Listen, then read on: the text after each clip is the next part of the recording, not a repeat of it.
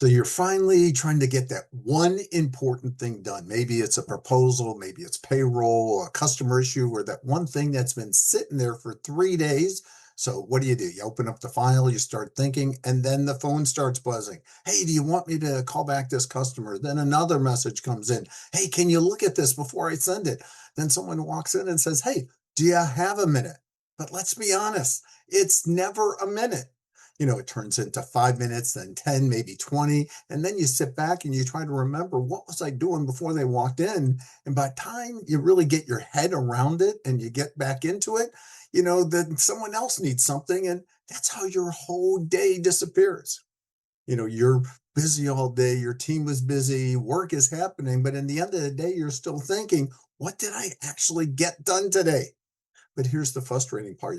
You really hired people so you wouldn't have to do everything yourself, but somehow every question, decision, every problem, everything, every what should I do still finds its way back to you.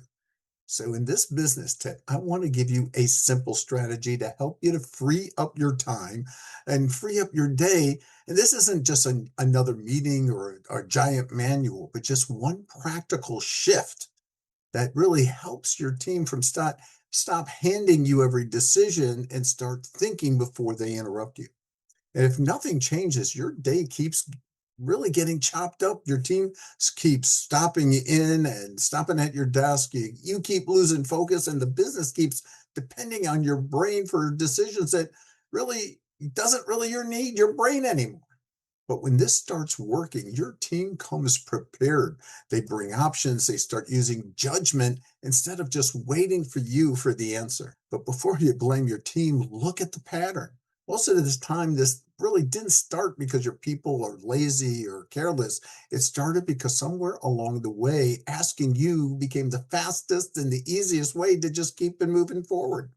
See, every time someone brings you a problem, you quickly give them the answer, you may feel like you're solving the issue. And well, maybe you did, but you also taught them that when they're unsure, they should come to you first. And that's how you stay involved in every decision and even the little ones that should never have made it back to your desk. So if you want to start freeing up your day, try this. The next time someone walks in and says, Hey, do you have a minute? Or what should I do about this? Don't jump right in and answer. Instead, say this. Before I answer that, take a couple of minutes and come back with three possible solutions, and then we'll look at it together. That one sentence changes the whole conversation. Now they can't just drop into your office with the problem and put it right on your lap. They have to stop, they have to think and look at the situation and bring options. And ask for three options, right? Not one, because one idea is usually the first thing that pops into their head. Two ideas makes them think a little bit deeper, but three ideas forces them to slow down and actually work through the problem. And when they come back, don't just grab the problem back and solve it for them. Ask them, which one do you think is best? And then ask them why. And this is where the shift really happens. They're now learning how to think through a decision, weigh options, and come to you with recommendations instead of interruptions.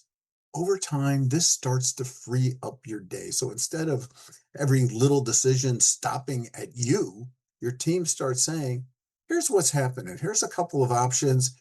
Here's what I recommend. What do you think? That's a whole different conversation.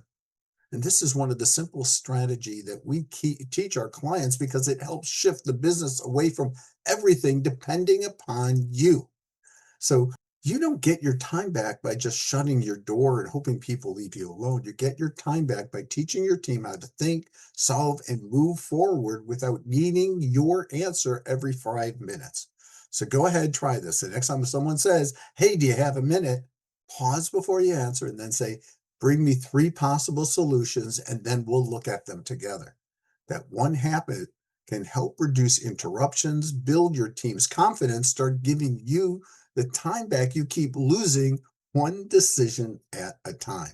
But remember, you don't have to do this alone. I'm business coach Steve Gornson. And if this sounds like your business, click on the link and schedule a simple discovery call. This is your opportunity to ask me some questions about how this would work in your business and what needs to change so you can start freeing up the day. So go ahead, schedule your discovery call, discover the power of coaching. Your business deserves it, and so should you.